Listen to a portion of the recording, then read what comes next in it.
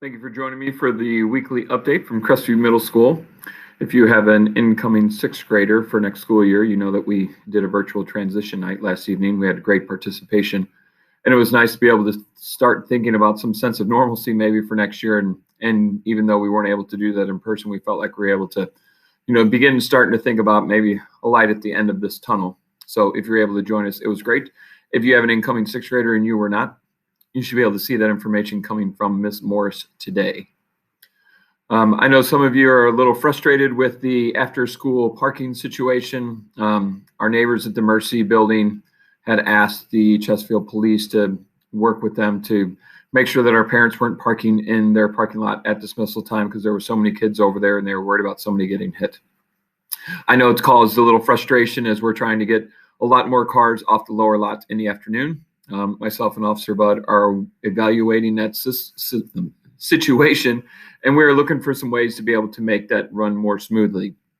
One of the things we have done is painted a yellow sidewalk that runs along the maintenance building. So if you're pulling up, please make sure you're not parking in there so we can use that as a walk path for our students so that they can walk along there and then step out to the row of cars so we don't have kids running in between lots of cars. If you have your student that you're picking up in the afternoon, please ask them to abide by that. And we're going to try and work on some ways to help flow that traffic off the parking lot in a much smoother manner in the afternoon. As you all know, we have a fantastic library at Crestview. Mrs. Dumont is a fantastic librarian and does an amazing job trying to make sure that our students have the best books possible. She is actually working on in being recognized for the outstanding work that she has done, plus the great state of our library. And we just need some parent feedback. So there's a short Google survey in the weekly email. If you wouldn't mind taking a minute and completing that for her, it would be greatly appreciated. The district art fair is going to be held virtual this year. If your student wants to submit a piece of art, they need to do that by March the 19th. And there's a link for submission in the email as well. I want to remind you for our next Principal's Coffee, it's going to take place on February the 25th. It will be virtual. It'll be a time that we approve our executive board and go over some general membership, but also a lot of the information will just be about focusing on some great things that are happening at Crestview. So please mark your calendar and please plan on joining us.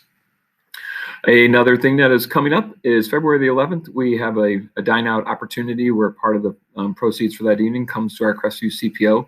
It is at the Texas Roadhouse in Baldwin. Again, that's on February 11th from 4 to 10. So if you're looking for an early date for Valentine's and you don't want to be busy that whole weekend, maybe you want to take your Valentine out to Texas Roadhouse on February 11th and support our school in the meantime.